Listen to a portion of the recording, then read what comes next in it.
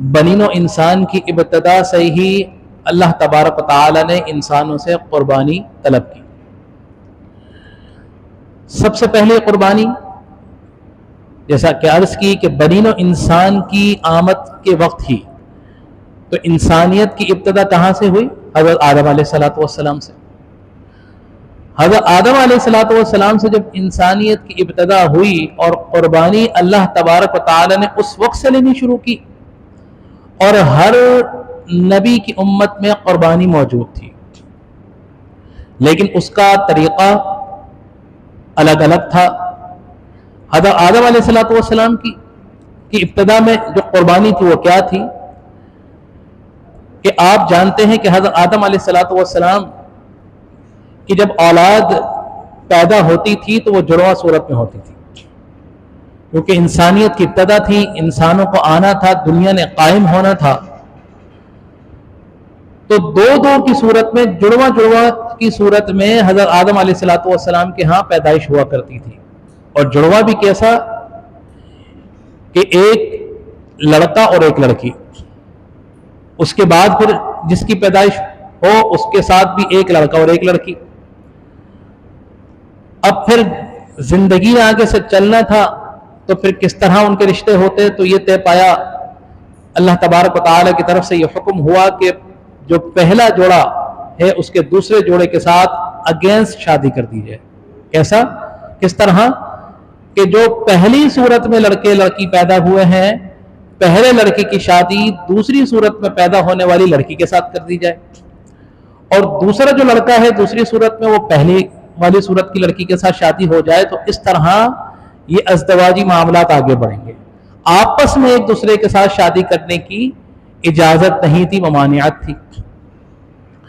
حضرت حابیل علیہ السلام اور آپ کے دوسرے فرزند قابیل، ان کے ساتھ بھی دونوں بہنیں الگ الگ پیدا ہوئی تھی۔ تو جو حابیل کے ساتھ جو بہن پیدا ہوئی تھی اور قابیل کے ساتھ جو بہن پیدا ہونے والی، دونوں میں تھوڑا سا فرق تھا، یعنی کہ جو قابیل کے ساتھ پیدا ہوئی تھی وہ تھوڑے زیادہ حسین و جمیل تھی، لیکن حابیل کے ساتھ پیدا ہونے والی جو لڑکی تھی وہ اتنی خوبصورت نہیں تھی۔ تو لہٰذا قابیل یہ کہتا ہے کہ جو میرے ساتھ پیدا ہوئی ہے میں اس کے ساتھ شادی کروں گا، شریعت نے اس میں مانعت رکھی تھی، ہو نہیں سکتا تھا۔ اس پر اس نے جو ہے حضرت حابیل علیہ السلام کو زد و خوف کرنا شروع کیا۔ بہرحال یہ بہت لہندی جو ہے یہ واقعہ ہے۔ تو پھر مختصراً یہ ہوا کہ اللہ تبارک و تعالیٰ کی طرف کی بارگاہ میں قربانی پیش کی گئی، اور قربانی کیا تھی کہ حابیل علیہ السلام کو حکم دیا گیا کہ تم اپنی پسندیدہ چیز کی قربانی دو، قابیل کو کہا گیا کہ تم اپنی پسندیدہ چیز کی قربانی دو، قربانی جس کی قبول ہوگی یعنی کہ اللہ تبارک و تعالیٰ اس کی بات ہی تسلیم فرمائے گا۔ تو لہٰذا حابیل علیہ السلام نے اپنی قربانی پیش کی، قابیل نے اپنی قربانی پیش کی، اور پھر جو پیمانہ تھا قربانی قبول ہونے کا کہ آسمان سے آگ آئی، اور جس قربانی کو آسمان کی آگ جلا دے وہ قربانی قبول ہو جاتی۔ تو لہٰذا حابیل کی جو قربانی تھی وہ اللہ تبارک و تعالی نے قبول فرمائی۔ تو لہٰذا یہ پہلی قربانی تھی جو اللہ تبارک و تعالی کی بارگاہ میں پیش کی گئی۔ قربانی کا مطلب کیا ہے؟ قاف را با، اس کا مطلب ہے قرب، اللہ تبارک و تعالی کا قرب حاصل کرنا، اللہ تعالیٰ کے نزدیک ہونا۔ معنی یہ ہے نہ اس وقت جو قربانی کا مال تھا اللہ تبارک و تعالیٰ کو وہ مطلوب تھا، وہ مقصود تھا، اور نہ ہی آج جو قربانی کا مال ہے اللہ تبارک و تعالیٰ کو وہ مطلوب ہے نہ وہ مقصود ہے۔ تو اللہ تبارک و تعالیٰ کا مطلوب کیا ہے؟ اللہ کو مطلوب ہے آپ کا اخلاص، آپ کا عمل، آپ کی نیت، اللہ کو صرف اور صرف یہی مقصود ہے جو اللہ آج ہم سے مانگتا ہے۔ تو لہذا وہ اس دور کی قربانی الگ تھی، پھر مختلف انبیاء کرام علیہ السلام دنیا میں تشریف لائے، ان کی امتوں میں الگ الگ طرح کی قربانی تھی۔ پھر ایک دور آتا ہے جب حضرت ابراہیم علیہ السلام دنیا میں تشریف لاتے ہیں۔ یہ کون ہیں؟ اللہ کے خلیل ہیں، اللہ کے دوست ہیں۔ 100 برس کی زندگی ہو چکی ہے، عمر ہو چکی ہے، اولاد کوئی نہیں ہے۔ دعائیں کرتے ہیں اللہ تبارک و تعالیٰ سے، اللہ تبارک و تعالیٰ خوشخبری فرماتا ہے کتنی عمر میں؟ 100 سال کی عمر۔ حضرت اسماعیل علیہ السلام کی پیدائش ہوتی ہے، اور جب حضرت اسماعیل علیہ السلام اس عمر میں پہنچتے ہیں کہ جب وہ سمجھدار ہو جائے، جب اپنے باپ کا ہاتھ بتانے لگے ہیں، تو پھر اللہ تبارک و تعالی حضرت ابراہیم علیہ السلام سے ایک اور آزمائش لیتا ہے. اور وہ آزمائش کون سی ہے؟ وہ آزمائش ہے جس کو آج آپ اور ہم سنت ابراہیمی کے نام سے جانتے ہیں، کہ اللہ تبارک و تعالی اپنے خلیل کو ایک خواب دکھاتا ہے، اور جس کا ذکر قرآن پاک میں سورہ صافات 23ویں سپارے میں اللہ تبارک و تعالی اس طرح بیان فرما رہا ہے کہ فلما بلغ معه السعي قال يا بني فلما بلغ معه السعي، کہ جب فرزند اتنا بڑا ہو گیا کہ سمجھدار ہو جائے، باپ کا ہاتھ بتا سکے، قال یا بنی انی ارا فی المنام، تو اللہ تبارک و تعالی نے ان کو خواب دکھایا. اور خواب کیا تھا کہ اللہ تبارک و تعالی کی طرف سے یہ حکم ہوتا ہے کہ ابراہیم اپنے سب سے زیادہ پسندیدہ چیز کو اللہ کی راہ میں قربان کر دو. اب میں آپ سے سوال کرتا ہوں کہ باپ کو، کسی ماں باپ کو اس کی اولاد سے بھی زیادہ کوئی پسندیدہ چیز ہوتی ہے؟ کوئی نہیں ہوتی. تو لہٰذا پسندیدہ چیز کیا تھی؟ آپ کے فرزند تھے. حکم ہوتا ہے کہ اپنے بیٹے کو جو تمہاری سب سے زیادہ پسندیدہ چیز ہے، سب سے زیادہ قیمتی چیز ہے، اللہ کی راہ میں قربان کر دو، ذبح کر دو. جب یہ اللہ کی طرف سے حکم ہوتا ہے، خواب آتا ہے، اور یاد رکھیے جو نبی کا خواب ہوتا ہے وہ بھی ایک طریقے سے اللہ کی طرف سے وحی ہوتی ہے، حکم ہوتی ہے، اس پر بھی عمل کرنا ہوتا ہے. تو یہ خواب نہ اللہ تبارک و تعالی حضرت ابراہیم علیہ السلام کو خواب میں اپنے فرزند کو ذبح کرنے کا حکم دے رہا ہے، قربان جائیے حضرت ابراہیم علیہ السلام سے. کہ اس خواب کا ذکر اپنے فرزند حضرت اسماعیل علیہ السلام سے کر رہے ہیں، اور کس طرح کر رہے ہیں؟ قال یا بنی انی ارا فی المنام، کہ فرماتے ہیں یا بنیا، اے میرے بیٹے، انی بے شک میں نے ارا دیکھا ہے، فی المنام، منام کہتے ہیں خواب کو، کہ میں نے خواب میں دیکھا ہے، انی کہ بے شک میں اذبحک، کہ تجھے ذبح کر رہا ہوں، میں تجھے ذبح کر رہا ہوں. یہ میں نے خواب دیکھا ہے. اس پر نہیں رکے. حضرت اسماعیل علیہ السلام جو کہ ابھی سمجھدار ہوئے ہیں، 12-13 سال کی عمر تھی، پوچھتے ہیں فانظر ماذا ترى، کہ بیٹے بتا تیری کیا رائے ہے، تو کیا کہتا ہے اس کے بارے میں؟ کہ باپ اللہ کا خلیل ہے اور بیٹا کون ہے؟ جس کا لقب ذبیح اللہ ہے. تو قربان جائیے بیٹے کا جواب کہ قال، آپ فرماتے ہیں آپ نے اپنے والد صاحب کو جواب دیا حضرت اسماعیل علیہ السلام کو، قال، اے میرے باپ، یا ابتی، اے میرے باپ، افعل ما تؤمر، آپ کر جائیے جس کا آپ کو اللہ نے حکم دیا ہے. جو بھی حکم ملا ہے اللہ کی طرف سے، آپ اس کام کو کر جائیے، اس میں دیر نہ لگائیے، اگر مگر نہ کیجئے، ذرا بھی اس پہ ٹائم کو اس کا ضیاع نہ کیجئے. ستجدنی انشاءاللہ، کہ آپ مجھے عن قریب پائیں گے، انشاءاللہ، اگر اللہ نے چاہا، من الصابرین، صبر کرنے والوں میں سے. تو یہ کس کا جواب تھا؟ حضرت اسماعیل علیہ السلام کا، کہ یہ وہ قربانی تھی جو اللہ نے اپنے خلیل سے مانگی تھی. آج کی قربانی اور اس وقت کی قربانی میں کیا فرق ہے؟ میں آپ سے پھر سوال کرتا ہوں کہ کوئی اپنے بیٹے کو جان بوجھ کر بچوں کو کوئی نقصان پہنچانا چاہے گا؟ کوئی نہیں چاہے گا. کسی ماں اور باپ کو یہ برداشت نہیں ہوگا. حکم ہو رہا ہے کہ اپنے فرزند کے گلے پر چھری چلا دو. تو یہ کیا ہے؟ یہ کوئی دنیاوی میلے کی صورت ہے جو آج اختیار کر گئی ہے؟ یہ کوئی دکھاوے کی کنڈیشن ہے جو آج اختیار کر گئی ہے؟ آج کی قربانی کیا ہے؟ کہ دکھاوا ہے، میلہ ہے، اس میں اخلاص ہے ہی نہیں. تو یہ باپ سے بیٹے کی قربانی مانگی جا رہی ہے جس میں صرف اخلاص چاہیے ہوتا ہے، جس میں صرف اللہ کی رضا مطلوب ہے. وہ قربانی جب حضرت ابراہیم علیہ السلام نے جب حضرت اسماعیل علیہ السلام کو لٹا کر جب چھری چلائی، اللہ تبارک و تعالی کی نے وہ قربانی قبول فرمائی، اور آسمان سے فدیے کے طور پر ایک مینڈا آ گیا. اور جس پر جب حضرت ابراہیم علیہ السلام نے آنکھ کھولی تو دیکھا کہ حضرت اسماعیل علیہ السلام برابر میں کھڑے مسکرا رہے ہیں، اور زمین پر جو مینڈا ہے وہ ذبح ہو چکا ہے. فلما اسلم وتلہ للجبین، کہ اللہ تبارک و تعالی کی طرف سے ندا ہوئی کہ آپ باپ اور بیٹے نے اللہ کی بارگاہ میں اسلم، کہ اپنے سر کو تسلیم کر لیا، یہی آپ کا اخلاص اللہ کو مطلوب تھا، لہذا اللہ نے آپ کا اخلاص قبول فرما لیا اور آپ کی قربانی قبول فرمائی۔ اسماعیل کے بدلے ایک جنت سے ایک مینڈا اللہ تبارک و تعالی نے عطا فرما دیا۔ تو اللہ کو مطلوب کیا تھا؟ اخلاص تھا، اعمال کا آپ کے عمل کا اخلاص تھا۔ تو اللہ کو صرف اخلاص مطلوب تھا، اللہ نے اخلاص کو جب آپ سے پا لیا تو ایک میڈل اللہ نے عطا فرما دیا اور ذبح ہو گئی۔ لیکن آج کی قربانی کیا ہے؟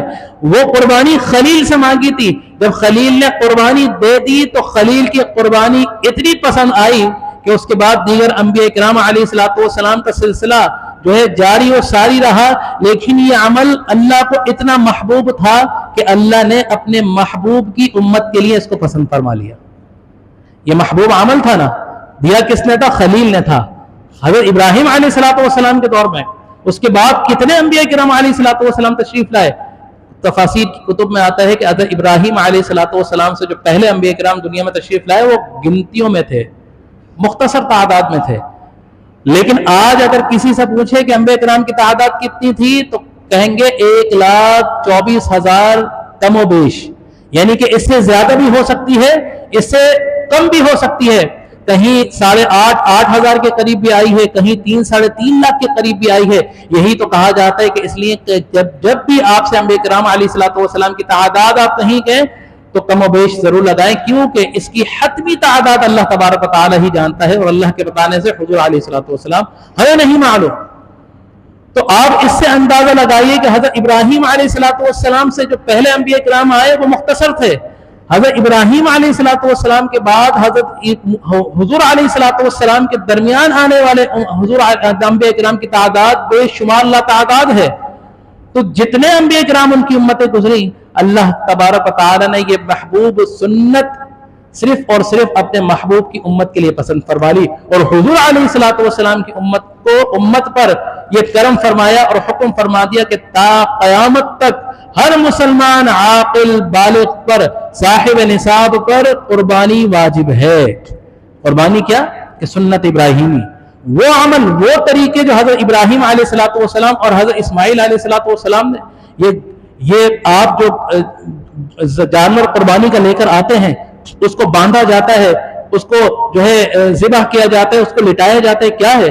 یہ مکالمہ ہے حضرت ابراہیم اور حضرت اسماعیل علیہ السلام کا، کہ حضرت اسماعیل نے اپنے والد سے کہا کہ اے میرے باپ، آپ ایک کام کیجئے کہ مجھ کو باندھ دیجئے، مجھ کو لٹا دیجئے، مجھ کو باندھ دیجئے اور جو ہے پھر چھری پھیریے، اس لیے کہ تاکہ کہیں میرے ہاتھ پاؤں ہلنے کی وجہ سے آپ کے کپڑے خراب نہ ہو، کہیں آپ کو تکلیف نہ ہو۔ اپنی تکلیف کا ذکر نہیں تھا، آپ کو تکلیف نہ ہو۔ تو لہٰذا یہ جو طریقے ہیں، یہ ہر طریقہ حضرت ابراہیم اور حضرت اسماعیل علیہ السلام کا ہے۔ اللہ کو اتنا پسند آیا کہ یہ آپ پر اور ہم پر تا قیامت تک اللہ تبارک و تعالی نے واجب قرار دے دیا۔ تو یہ قربانی اللہ سے قریب ہونے کا ذریعہ ہے، لیکن آج اور ہمارا عمل کیا ہے؟ کہ آج ہمارا عمل اللہ سے قریب ہونے کا ہے یا اللہ سے دور ہونے کا ہے؟ ہماری تو قربانی میں نمود و نمائش ہو گئی ہے، ہماری تو قربانی میں لے مینی کا عنصر آ گیا ہے، ہماری تو قربانی میں دکھاوا آ گیا ہے۔ ہر کوئی چاہتا ہے کہ میرا جانور صرف دکھاوے کے لیے اس سے بڑھ کر آئے، کہیں میری شان میں کوئی کمی واقع نہ ہو جائے، میری شان میں کوئی کمی واقع نہ ہو جائے۔ تو یاد رکھیے، اگر قربانی کیا ہے؟ قربانی واجب ہے ہر مسلمان پر، عاقل پر، بالغ پر، مقیم پر۔ ان تمام یہ شرائط ہیں جن پر قربانی واجب ہے۔ غیر مسلم پر قربانی واجب نہیں ہے، اگر کوئی مجنون ہے تو اس پر قربانی واجب نہیں ہے، اگر کوئی مسافر ہے حالانکہ وہ کروڑ پتی ہے لیکن اگر وہ سفر کی حالت میں ہے تو اس پر قربانی واجب نہیں ہے، اس پر قربانی واجب نہیں ہے۔ تو یہ قربانی کی شرائط ہیں کہ قربانی ان لوگوں پر واجب ہے۔ اب صاحب نصاب ہونا، اس کا نصاب کتنا ہونا چاہیے؟ اب اس پر ایک الگ بحث کی جاتی ہے۔ دیکھا جائے تو ہمارے گھروں میں یقین کیجئے مردوں سے زیادہ ہماری عورتوں پر قربانی واجب ہے۔ کس طرح کہ قربانی کا نصاب کیا ہے؟ 7.5 تولہ چاندی سونا، 52.5 تولہ چاندی، یہ 52.5 تولہ چاندی کے برابر آپ کے پاس پیسے ہوں۔ اب ایک سوال آتا ہے کہ اگر کسی کے پاس صرف 6 تولہ سونا ہے نہ چاندی ہے نہ نقدی ہے، کیا اس پر قربانی واجب ہوگی؟ کیونکہ 6 تولہ سونے کی قیمت اگر آپ لینے جائیں تو 1 تولہ سونے کی قیمت 52.5 تولہ چاندی کے نصاب پر پہنچ رہی ہے. تو جس کے پاس صرف 6 تولہ سونا ہے تو اگر اس کی رقم دیکھی جائے تو اس پر قربانی واجب ہے، لیکن شریعت کہتی نہیں ہے. کیوں؟ کہ کیونکہ سونے کی جو نصاب ہے وہ پورا نہیں ہے، اور اس کے بعد اس کے پاس نہ چاندی ہے نہ نقدی ہے نہ ضرورت زندگی سے زائد سامان جو ہے حاجت اصلیہ ہے. اب یہ حاجت اصلیہ کیا ہے؟ سب سے بڑی جو کنفیوژن ہوتی ہے وہ اس میں ہوتی ہے. اسی کے دھوکے میں آ کے بہت سے لوگ جو ہے نصاب پر پہنچ رہے ہیں لیکن ان پر وہ قربانی کے مسائل نہیں جانتے، تو قربانی کے اس جو ہے عظیم جو ہے منصب سے وہ دور ہو کر گناہگار ہو رہے ہیں. اب 7.5 تولہ سونا نہیں ہے، 6 تولہ سونا ہے. 6 تولے سونے کی رقم 52 تولہ چاندی سے کئی گنا زیادہ ہے، لیکن چونکہ اس کے پاس کوئی نقدی نہیں ہے، کوئی چاندی نہیں ہے تو قربانی واجب نہیں. ہاں اگر اس کے پاس آپ کے پاس اگر انکم آتی ہے اور آپ نے پورے مہینے کا بجٹ نکال دیا، تمام یوٹیلیٹی بلز نکال دیے، اب آپ نے دیکھا کہ میرے پاس یہ 5,000 یا 10,000 اضافی بچ رہے ہیں جو میری ضرورت سے زائد ہیں، میرے تمام ایکسپنسز پورے ہو چکے ہیں، اور وہ ایکسپنسز میرے پاس اضافی جو پیسے پڑے ہیں، اب وہ اگر ان ایام میں جب قربانی واجب ہے، کون سے ایام ہیں؟ 10، 11 اور 12. 10، 11 اور 12 ذوالحجہ کے درمیان اگر آپ کے پاس 6 تولہ سونا موجود ہے اور اگر 5 سے 10 ہزار روپے بھی اضافی موجود ہے تو آپ دونوں کو شامل کریں گے، اور جب شامل کریں گے کیونکہ دوسرا مال بھی اس میں شامل ہو گیا تو وہ نصاب سے باہر ہو کر اب آپ پر قربانی واجب ہو گئی. تو یہ کنڈیشن ہے. دوسرا ضرورت حاجت اصلیہ کیا ہے؟ آپ کی ضرورت سے زائد چیزیں، مثال کے طور پر رہنے کا گھر جس میں آپ رہ رہے ہیں وہ حاجت اصلیہ ہے، کیونکہ گھر کے برابر کے علاوہ گزارا نہیں ہے. پہننے کے کپڑے، اب پہننے کے کپڑے بھی 2 طرح کے ہیں، کیونکہ ہمارے یہاں گرمی کے کپڑے الگ ہوتے ہیں، سردی کے کپڑے الگ ہوتے ہیں. حالانکہ 6 مہینے، سال 8 مہینے بعد پہنے جا رہے ہیں گرمی یا سردی کے جس موسم میں، لیکن گرمی اور سردی کے دونوں کپڑے وہ آپ کی حاجت اصلیہ میں سے ہیں. اس کے علاوہ اگر آپ کے پاس کوئی کپڑے ہیں جو آپ نہیں پہنتے، جو آپ کے الماریوں کے اندر ٹکے ہوئے ہیں صرف اس لیے کہ یار میں نے اپنی بارات کے دن یہ سوٹ پہنا تھا، یہ میری بارات کا سوٹ ہے، یہ میں نے پہنا تھا، نہیں آتا کوئی مسئلہ نہیں، لیکن یہ میری نشانی ہے. وہ کپڑے آپ نے سجا کے رکھے ہیں، نہ آپ کی گرمی میں پہنے جا رہے ہیں نہ آپ نے سردی میں آپ کے پہنے جا رہے ہیں، وہ آپ کی حاجت اصلی ہے، اس کے پیسے کاؤنٹ ہوں گے. میری بہنیں جن کی شادیاں ہو چکی ہیں اور اگر ایک برائڈل سوٹ لینے جائیں تو وہ بھی 2-2, 3-3 لاکھ روپے کا آج کل آ رہا ہے.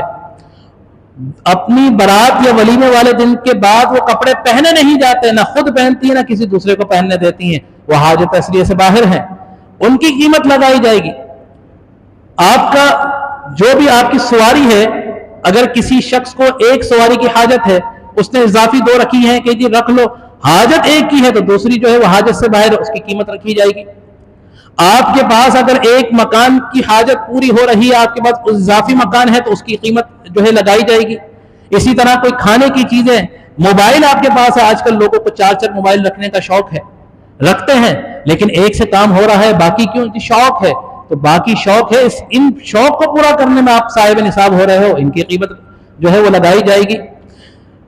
اعلیٰ حضرت علیہ الرحمہ نے یہاں تک فرمایا کہ اگر کوئی شخص نیچے مکان میں رہ رہا ہے، اس کے بالائی منزل پر اگر 2 کمرے اضافی بنے ہیں، نہ اس کی گرمی میں اس کا استعمال ہے نہ سردی میں اس کا استعمال ہے، تو وہ حاجت اصلیہ سے باہر ہیں، زائد ہیں، ان کی قیمت کا بھی اعتبار ہوگا، ان کی قیمت بھی لگائی جائے گی. جب یہ تمام چیزیں آپ شامل کریں گے تو اب میں آپ سے سوال کرتا ہوں کہ کیا آپ صاحب مالک نصاب نہیں ہوں گے؟ آپ مالک نصاب ہوں گے، تو لہٰذا آپ پر قربانی واجب ہے. تو یہ تو ہو گیا وہ لوگ جن پر قربانی واجب ہے.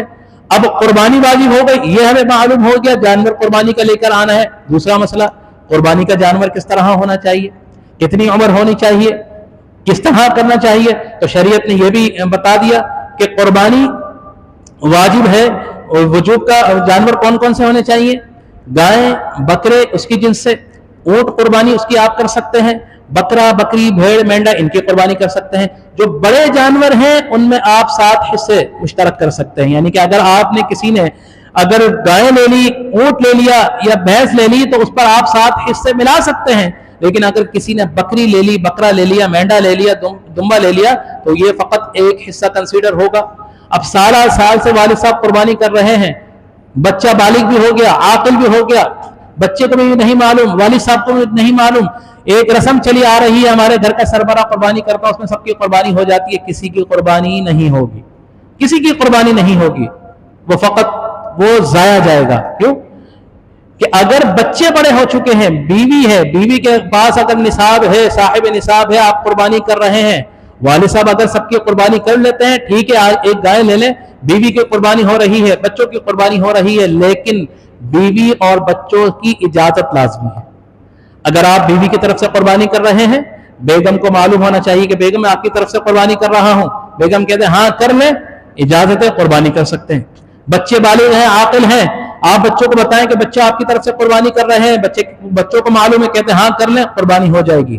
دوسری کنڈیشن کیا ہے، یا پھر اس طرح کا انڈرسٹوڈ معاملہ ہو کہ سب کو معلوم ہو کہ ہماری قربانی والد صاحب کرتے ہیں، لیکن کیا قربانی ایک سے زیادہ ہے، بکرے بکری میں نہیں ہوگی، بڑے جانور میں قربانی ہوگی، تو بڑا جانور لے کے آئیں، ایک جانور یعنی چھوٹے جانور پر قربانی نہیں ہو سکتی، یا تو ان سے اجازت طلب کریں، یا پھر ان کو معلوم ہو کہ ہاں ہماری قربانی ہمارے والد صاحب کی طرف سے کر دیتے ہیں، تو قربانی ہو جائے گی۔ ایسا نہ ہو کہ آپ ایک بکری لا کے تمام کے تمام گھر والوں کو نمٹا دیں، تو ایسا نہیں ہے، ان کی بھی قربانی نہیں ہوگی، آپ کی بھی قربانی نہیں ہوگی۔ اب جانور کیسا ہونا چاہیے؟ جانور خوبصورت ہونا چاہیے، بے عیب ہونا چاہیے۔ بے عیب کس طرح؟ کہ ایسا جانور جو اتنا کمزور نہ ہو یا بیماری کے باعث اس طرح نہ ہو جو اپنی قربان گاہ تک خود کر نہ جا سکے، ایسا جانور قربانی کے لیے جائز نہیں ہے۔ ایسا کام یعنی کہ اندھا، کوئی ایسا جانور ہو جو اندھا ہو، وہ قربانی جائز نہیں ہے۔ ایسا جو کانا ہو، اس کی قربانی جائز نہیں ہے۔ یا پھر کوئی ایسا جانور جس کا کان، جس کی دم اتنی کٹی ہوئی ہو جو 1/3 سے زیادہ کٹی ہوئی، یعنی کہ کسی حصے کو آپ 3 حصوں میں تقسیم کر دیں تو اس کا ایک حصے سے زیادہ اگر اس کا عضو کٹا ہوا تو اس پہ قربانی جائز نہیں ہے، وہ عیب دار ہو گیا۔ تو یہ تمام کی تمام چیزیں قربانی کی شرائط میں آ گئی کہ قربانی کا جانور کس طرح ہونا چاہیے، ہر عیب سے۔ ہاں اگر قربانی کے وقت، آج کل ہمارے یہاں پیسے بچانے کے لیے یا قصاب نے پیسے بھی تو اتنے بڑھا دیے کہ ہر کسی کی جو ہے وہ پہنچ نہیں ہے، تو بہت سے موسمی کسائی گھوم رہے ہوتے ہیں۔ اب ان کا کیا طریقہ ہوتا ہے، جب قربان گاہ پہ لاتے ہیں تو اکثر گائیں جو ہے بھاگ جاتی ہیں، جانور بھاگ جاتے ہیں۔ اب ہوتا کیا ہے، یا تو وہ جانور کو زخمی کرتے ہیں یا پھر خود زخمی ہو جاتے ہیں۔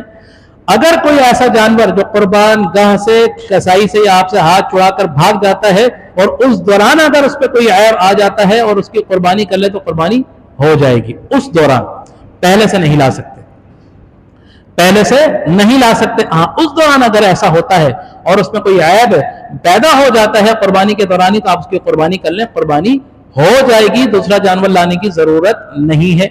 یہ چیز ہو گئی۔ اب شراکت داری، کیونکہ اب مہنگائی اتنی ہو گئی ہے کہ بہت سے لوگ اس میں شراکت کرتے ہیں۔ اب ایک گائے میں، بھینس میں یا اونٹ میں کتنے حصے ہوتے ہیں؟ 7 حصے ہوتے ہیں۔ 7 سے زیادہ ایک جانور میں لوگ شریک نہیں ہو سکتے۔ اگر 7 سے زیادہ 7.5 بھی کر لیے تو سب کی قربانی خراب ہو جائے گی، کسی کی قربانی نہیں ہوگی۔ تو 7 حصوں میں 7 ہی لوگ ہونے چاہیے۔ اب 7 حصوں میں 7 لوگ ہونے چاہیے۔ اب اس کے اندر شراکت داری کے اندر بہت سے کیا ہوتے ہیں، بھائی میں نے جانور لے لیا، میرا دوست نے آیا، یار میں نے گائے لی ہے، میں نے بڑا جانور لیا ہے، پیسے کم ہو رہے ہیں، مجھے کوئی حصہ درکار ہے، کوئی حصہ دلا دو، کوئی حصہ نہیں ملا۔ تو میں نے نیت کی، میں نے سوچا کہ یار چلو ٹھیک ہے، میں بھی قربانی میں حصہ، اس کی قربانی میں حصہ ملا لیتا ہوں۔ کیا ہوگا کہ میں نے چلو اپنی قربانی تو لے رکھی ہے، لیکن اس کی قربانی سے مجھے گوشت حاصل ہو جائے گا۔ تو نیت کیا تھی؟ گوشت لینے کی۔ میری نیت گوشت لینے کی ہو گئی۔ اب معلوم کیا ہوا کہ تمام لوگوں کی نیتوں میں تبدیلی واقع ہو گئی۔ نیت خالص میری نہیں تھی، حالانکہ میری اٹینشن خراب نہیں تھی، میں نے اس کی مدد کی، لیکن میری نیت گوشت لینے کی ہو گئی۔ معلوم کیا ہوا، نہ میری قربانی ہوئی نہ ان کی قربانی ہوئی اس جانور میں سے۔ کیوں کہ نیت گوشت کی تھی۔ اللہ کو کیا چاہیے آپ کا؟ فقط اخلاص چاہیے۔ لن ینال اللہ لحومها ولا دماؤها ولکن ینالہ التقوی منکم، کہ اللہ تبارک و تعالیٰ کو نہ جانور کا گوشت پہنچتا ہے، نہ خون پہنچتا ہے، صرف پہنچتا ہے تو آپ کا تقوی پہنچتا ہے۔ صرف اللہ کو آپ کا اخلاص چاہیے، تو لہٰذا نیت بھی خالص ہونی چاہیے۔ کوئی غیر مسلم شراکت داری میں شریک نہ ہو، کوئی ایسا شخص شراکت داری میں شریک نہ ہو جس کو آپ جانتے ہیں کہ اس کا مال حلال نہیں ہے، حرام ہے، رشوت خور ہے، مختلف طریقوں سے یہ لوگوں سے پیسے بٹورتا ہے، غاصب ہے، ظالم ہے، اس کا مال حلال نہیں ہے، ایسے شخص کو شامل کر لیا تو آپ کی قربانی نہیں ہوگی۔ تو یہ تمام کی تمام چیزیں، یہ کوئی میلہ نہیں ہے، یہ کوئی ایسی دنیاوی کوئی رسم نہیں ہے جس کو آج کل کے دور میں ہم اس طرح کر رہے ہیں کہ جیسے کوئی بات ہی نہیں ہے۔ ہر چیز کو بڑا باریکی سے آپ نے پرکھنا ہے، اس کے پیمانے پر لا کر سیٹ کرنا ہے، جب جا کر قربانی ہوگی۔ تو لہٰذا شراکت داری میں یہ چیز لازمی آپ نے سوچنی ہے کہ ہر ساتھ کے ساتھ برابر ہو، اور ساتھ برابر ہو تو ان کی نیت بھی خالص ہو۔ پھر اگر کوئی جانور لے آیا، اگر کسی جانور میں بڑا جانور لے آتا ہے، 4 حصے پورے ہو رہے ہیں، 3 حصے ذاتی ہیں، تو شریعت نے ایک اور اجازت دے دی کہ آپ چاہیں تو قربانی کے جانور میں بچوں کا عقیقہ بھی کر سکتے ہیں، عقیقہ کر لیں۔ یعنی کہ اگر آپ کے بچے ہیں، عقیقہ آپ نے کرنا ہے، تو آپ نے 3 حصے یا 4 حصے قربانی کے لیے الگ کر لیے، باقی جو حصے بچے آپ عقیقہ کر لیں۔